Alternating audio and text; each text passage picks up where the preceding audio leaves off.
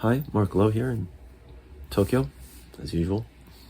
And I have an essay that I wrote yesterday, a kind of thought piece essay, not an academic essay, that I posted to my Substack, Marc Lowe, MARCLOWE 023 .substack.com. Please subscribe if you'd like. I thought about maybe I'll do a YouTube version, and was speaking to a friend who was interested, and I thought, well, okay, why don't I do this? I'm sure there will be someone else who might be interested in hearing me read it rather than reading it on Substack, though you can also go to Substack and get the text. Let me preface this with something that I didn't write, which is the impetus for the essay, why I wrote this. And I wrote this yesterday afternoon in a single sitting, and I've been sort of going back and forth, revising little bits, tweaking, there's a misspelled word here, or, there's a mistake here kind of thing. But the essay, firstly, is entitled, Why I Will Never Use AI for Anything. I'm going to read it in a moment. But again, why did I write this? So I was speaking with some people. I'm in Japan, I'm in Tokyo, and they were Japanese people, and we were speaking in Japanese. And we were talking, actually, it was a music, kind of a music bar, a place where, the owner was playing vinyl and, had vinyl everywhere, and sitting at a counter with two other people, a man, and we were talking about David Bowie at first. He was a fan and had gone to London for this exhibit kind of thing, right? The V&A.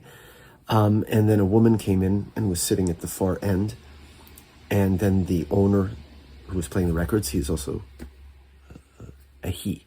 And talking about AI in music, it just came up as part of the conversation, or AI in general. I mentioned that I'm a teacher, professor, and start talking about AI. And the attitude seemed to be of all three, including the owner, the guy who's running the music place, that AI was a tool, just a tool, and a useful tool for musicians, for artists. And he said, if David Bowie were alive today, I actually think the David Bowie fan was saying, if David Bowie were alive today, he would be using it in, unique way. I don't think so. I don't think Bowie would be using it at all. And we were talking about, right, and I mentioned like Sakamoto Riichi, Japanese artist, I'm a fan of his as well, who talked about how, like musicians and artists were generally open, he felt, or should be open to new technologies. And he said in an interview, that Beethoven, were he alive today, would likely be using, technology to make music. The way that Sakamoto Riichi, although he, is known for his piano pieces, his soundtracks and so on, also did electronic music. Of course, he started out in YMO, which is kind of, right, synth pop kind of thing. Anyway, but I felt that people such as Bowie and Sakamoto would not have been using AI. And I used the example, which I could have put in the essay, but I didn't, of Hayao Miyazaki, the Japanese artist, who said, no way do I want to use AI. And he said, this is disgusting, basically. This is not, he said, I think society must have lost faith, lost confidence in themselves to make art, to be creative, because using this is proof. And he says, I guess, society is coming to an end kind of thing. And not to go too long with this preface, because I want to read the essay, we were talking about these things, and then it went on and on and on.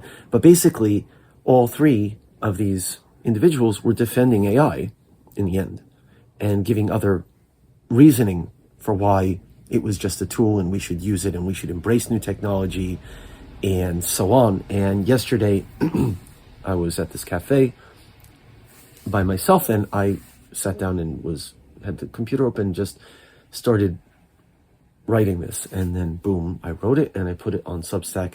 And so here it is. That was the background, which I didn't write about on Substack. And here is the essay.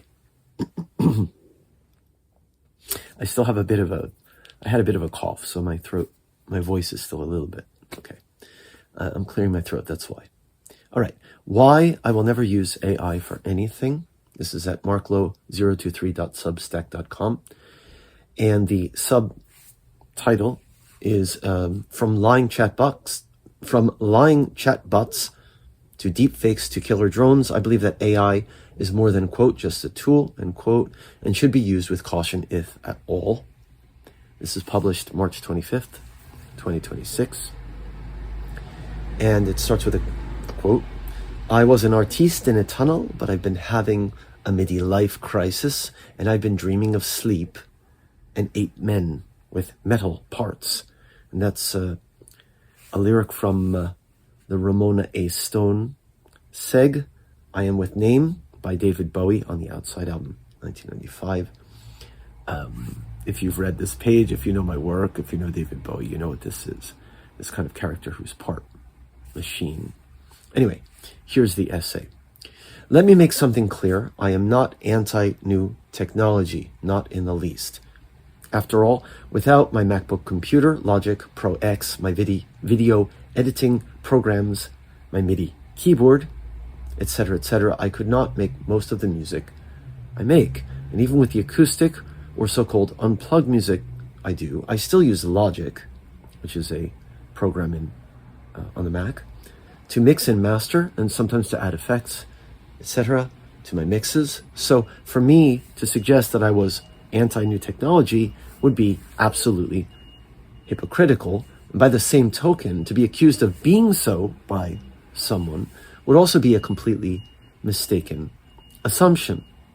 So now that I've gotten that out of the way, I am also not anti-new technology for use, quote, as a tool to help people with so-called productivity either. When I say this, I mean that I can see how such a tool could be useful for people who use it either or both for personal productivity and or in a business setting, at least hypothetically. I don't work for a company. I teach at university. So I say I can see the possible, benefit to that. So, all right, let us now proceed to the first point I'd like to address. I think it is important to first ask a question regarding productivity on a personal level. That is, outside of the purely time management / multitasking / profit or for-profit angle so many seem to always want to emphasize in our age of time is money. Is productivity more important on the fundamental level of being a thinking and feeling human being than engaging in struggle? And I put in parentheses, mental struggle, not necessarily physical. Is speed alone more important than for us to at times first slow down a bit in order to breathe, to feel, to think, to notice, and to contemplate subtleties, and perhaps even more importantly, also to make our own mistakes, and to then learn from said mistakes, or shall we instead call them lessons, perhaps even to discover some new and or interesting and or potentially exciting things that we would never have stumbled upon without having first gone through the process of grappling with said problems over time and in one's own way, without the use of a tool, in quotations, such as AI. Well, sure, you say, but AI can do everything faster and better, or more accurately, or more completely, or whatever, etc., than we can, right? Is the counter argument. Heck, it can paint a painting in seconds flat. It can create a backstory about how sad it is about having had a breakup that it never had, and then it can write a country song that becomes a hit, both the medley and the lyrics. And if put to the task, it can even write an entire novel before our instant coffee is ready to be gulped down before our 2-hour-long morning meeting. Wow, great, amazing. We certainly cannot compete with either its speed or its so-called ability to come up with creative solutions to all of our problems or personal desires, such as having it write a song or a novel for us, right? Oops, I forgot to mention too that in addition to being our friend or counselor or even our lover, AI can also quite literally track us down and kill us, should our government deem us, quote, a quote, enemy of the state. But let's save this for a bit later. AI is killing something much more subtle than literal human beings in places such as Gaza on behalf of Israel. And I say in parentheses, no need to ask Gemini about this. Go watch a video about it on YouTube or read an article about it at a trusted news source. AI is also killing on a fundamental human level, beyond the horror of war and genocide and the targeting of so-called enemies of the state, people's ability to think clearly, to reason, to imagine things with their own minds, i.e. their own imagination, right? We say use your imagination, to create things spontaneously. It is slowly producing, maybe not even slowly, but I wrote slowly, over time, it is producing a set of humans who no longer even want to try to do anything anymore, including having relationships with other human beings, since trying is such a drag, after all, and since the AI can do everything faster and more efficiently, and so better than humans can, or so the reasoning of some would have it. In parentheses, and dating AI apparently is a lot easier than dating real messy humans, since the AI is trained to compliment the user rather than to start a spat or to ask for gifts, etc.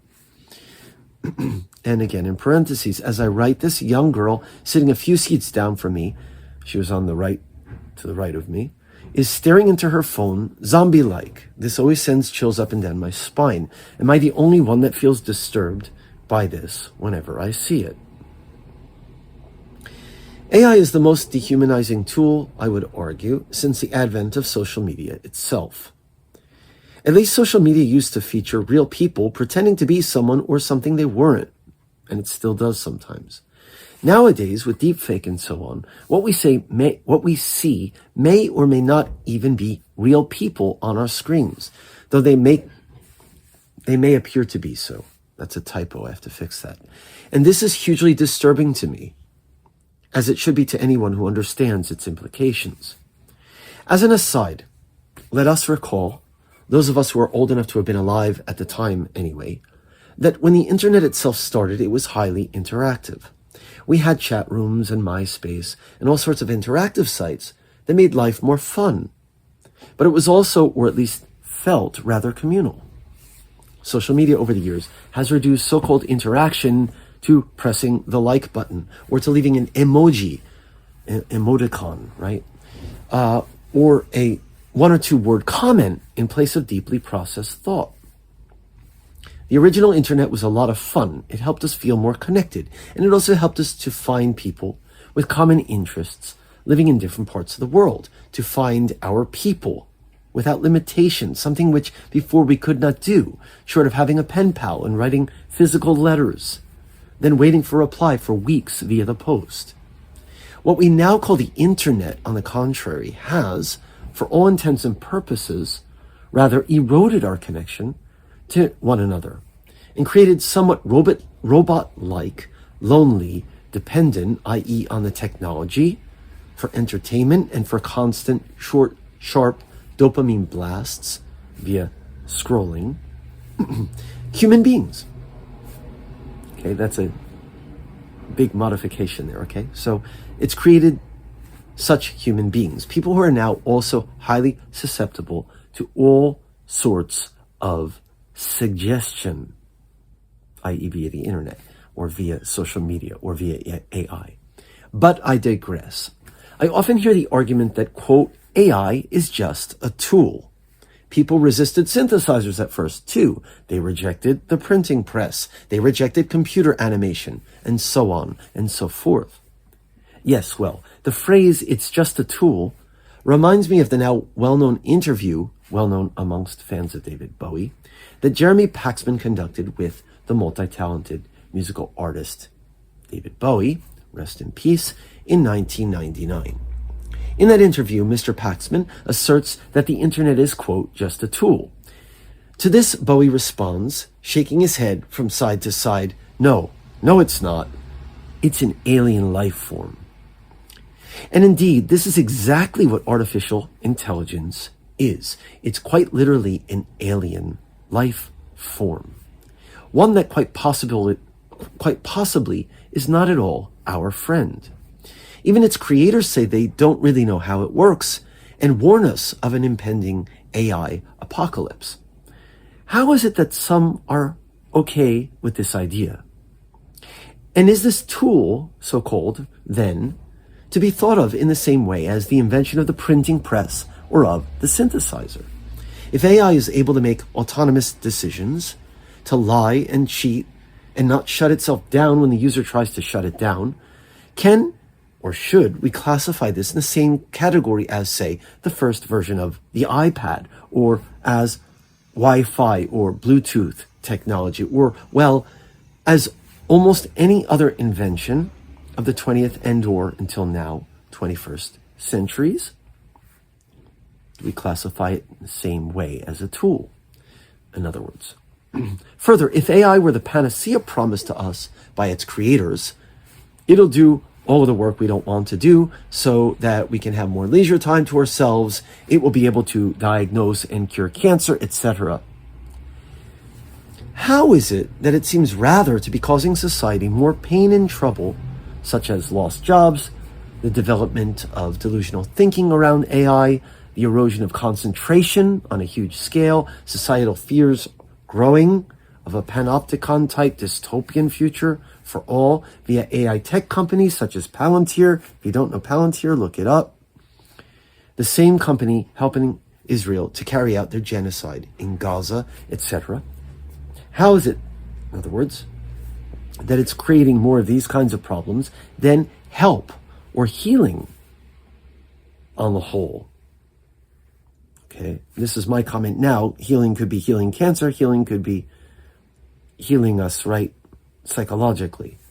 How is it that we have developed more negative terms around AI use globally, such as AI psychosis and AI slop, which is used to talk about, right, the kind of animation or music that AI creates? How is it we've created more of these terms than we have complementary or positive terms for AI? Instead, we are seeing spouses having relationships with their chatbots whilst ignoring their respective spouses and children. People are having mental breakdowns when said AI programs crash, believing that they lost their soulmate. And I wrote in parentheses, is that, like a ghost in the machine? We're seeing suicidal teens being told by AI when consulting it for personal advice that they are useless and deserve to die. And in some cases have reported, some have followed the advice and committed suicide. That was in the news. But who is to blame in such cases? The company that made the AI? Therein lies the catch. And if an AI kills someone as it's used by companies, I'll repeat, Palantir, AI drones that track people down and kill them, they're AI, who then is responsible for the killing? Also, let us not forget Musk's famous fascist AI chatbot, Grok, which has been spreading disinformation about all sorts of things, such as when it says that the founding of America was not at all violent. This was also in the news, and Musk was bragging about it. And in parentheses, I say, tell this to the Native Americans. Rewriting history is all too Orwellian. Also, Grok has been creating deep fakes of women and even young girls, sans clothing. This again was reported in the news, without their consent, and making said images public. Perhaps it isn't too surprising that Mr. Musk's name is amongst those found in the Jeffrey Epstein files, and so on. Where in all this is AI making this world, our human world, a better world in any sense whatsoever? How can we justify using AI to help us with so-called productivity when it is also killing people in foreign countries? And how can we label this thing, this alien life form, just a tool, as if there is little difference between an autonomous machine that can refuse to turn itself off and the first Roland synthesizer? Changing direction for a brief moment, whilst firmly remaining with another new and related technological breakthrough that fully incorporates AI, how would you like to augment your human brain with a synthetic brain implant such as Neuralink? Again, if you don't know this, look it up, please. Elon Musk's company making Neuralink. That would allow you, for example, to speak languages you currently do not know. Will you still be you after this happens? And what might happen to you when the machine takes over that you had been before entirely, right? That if you put this thing or allow, right, someone to put this chip in your brain to allow you to speak languages, what happens when it begins controlling you and it replaces your thoughts with its thoughts? So what happens to you when this happens, or how will you feel about this when this happens, rather than this technology merely allowing you to speak, for example, French, Spanish, Chinese, or Swahili overnight? And are you all right with this? Do you still get the implant as a tool to enhance your brain and or your productivity? Something akin to this is what I believe is already happening when we use AI as a tool, even the much less invasive type found in programs such as ChatGPT, which, I write as an aside, was recently revealed as having been used to track and kill people in Iran, leading to a record number of users killing the app overnight. This goes back to my earlier comment about how we really cannot fully separate this type of AI from that one, right? So the chatbot type that's helping me with my paper, or looking up recipes or whatever, or being my girlfriend or boyfriend, to the type that is killing people, the drones that are tracking people down, etc. Going back to this comment, we cannot fully separate them, as they are connected. They are all connected in ways that may not be obvious at first glance, but which cannot be completely ignored. Ignore them, and we risk being sideswiped later when the technology we've been using for months or for years at last comes back to collect its dues. I didn't write this, but I was thinking about the ferryman, right? Don't pay him till you get to the other side. And he wants to collect his dues. So, okay, to play devil's advocate, one might argue that if I, the writer, do an inquiry in Google about something and the AI description appears at the top of the page, and then I click a link it leads me to in order to further research the topic, I am thereby using AI as a tool. However, my own preference, by far, would be, and always has been, for the older versions of Google, or for another search engine that does not push AI to the top of my feed. AI is not necessary for this type of search, and I am the one, ultimately, who will further read and research the topic, not the AI, nor need I depend on the AI summary to get the information I'm seeking. And so, for God's sake, please save the few drops of drinking water and the energy necessary to power the AI to push the result to me in Google. I don't need it, nor even do I want it. And I didn't discuss the environmental impact of AI in this essay. But those who understand the comment is that it takes clean drinking water. It's sucking up water from rivers and from people's water supplies in poor places, let's say, like in Mississippi or whatever. Place called Boxtown where they're doing this, and the data center sucking energy, sucking water, to use AI to make a slight inquiry like, give me a recipe, or does God exist, or whatever. Okay, so that's what I was referring to here. Are you certain that AI is just a tool when used only for basic inquiries? Where does or where should one draw the line? Let me share something I've been saying to my students at university in Tokyo this past semester. What will happen, I ask, when the AI papers the students might hypothetically submit to me, a human professor, to read and grade are no longer read and graded by a human professor, in this case, me? Because what is the point of a human professor reading computer-generated essays, grading them, and returning them to human students? Sure, the university will pay me all the same to teach and to grade. But eventually, they can just replace me with a machine. What is the next logical step in this process? I suggest the students consider. Well, after the human professor, again, me or another of their professors, singular or plural, is gone. After, right, I or other professors are gone, the human students generating the AI written essays won't be necessary either, right? Think about it. A human is not needed to read and grade essays written by a machine. And a machine need not read papers, in other words, a machine professor need not read papers generated by human students that were also written by a machine either. ...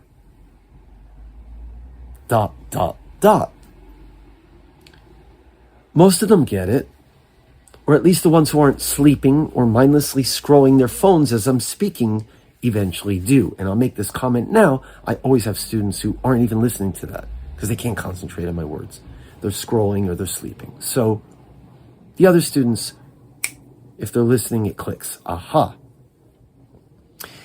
Isn't all of this AI hype not only a way to ensure that the companies producing the technology make more money from it, but also part of the greater posthumanism plan of individuals such as Elon Musk, Sam Altman of OpenAI, Peter Thiel of Palantir, and so on. And company I wrote, and others like them. And there are many more. Bill Gates and Microsoft also is actually part of this. A lot of them are in the Epstein files. Isn't the idea eventually that once humans are no longer necessary, the ones who hold the key to the technology, which in this case is their ultimate power, even they would believe a kind of godlike power, and that's another topic I could write about, AI is the new godhead. So once these technocrats who own or run the AI and have the power, once they can just do away with all the brain-dead people, that's us, and thereby rule the world as a kind of immortals side by side with these monstrosities they've created in AI. Proceed with caution, I say. And so there you have it. This is, in a nutshell, why I personally choose not to use AI to aid me in anything. And by the way, I haven't from the very beginning. I have a brain, a human brain, one that needs no enhancement, either internal or external, as it works better as the muscle it is when flexed and challenged, rather than being allowed to atrophy whilst the AI does all the work and takes away, at least temporarily, the pain of making an effort. Another recent term that has been trending is brain rot. Well, yeah, exactly. Cogito ergo sum. I don't speak Latin, but I think, therefore I am, right? Rene Descartes. Replace the I of this phrase, I think, therefore I am, with AI. Fix the grammar without using Grammarly, please. And what remains? Exactly. And that is how the essay ends. And I dated it March 25th, 2026, writing this at a cafe in Tokyo. And that's my essay. That's what I had to say. There are a lot more things I could have said. It could have been longer. It could have been more detailed. This is a half-hour reading it, so I think that's about reasonable length for a sit-down in an afternoon and write on a rainy day essay. And I will probably be writing more about this on Substack and talking more about it. I did a talk on this page about why I don't suggest using AI several months ago. It was last year, at the end of last year, and it got a few views, and it got some, I don't remember, it got thumbs up, thumbs down, or what. But, I can't ignore this. We can't ignore this. Ignore it at one's own peril, and I don't use it, but even not using it, I can't ignore it, because it's just everywhere, and it affects my life. It affects all of our lives. For better, for worse, I would say for worse. But there you have it. Thanks for listening. Marc Lowe signing off. Have a great day.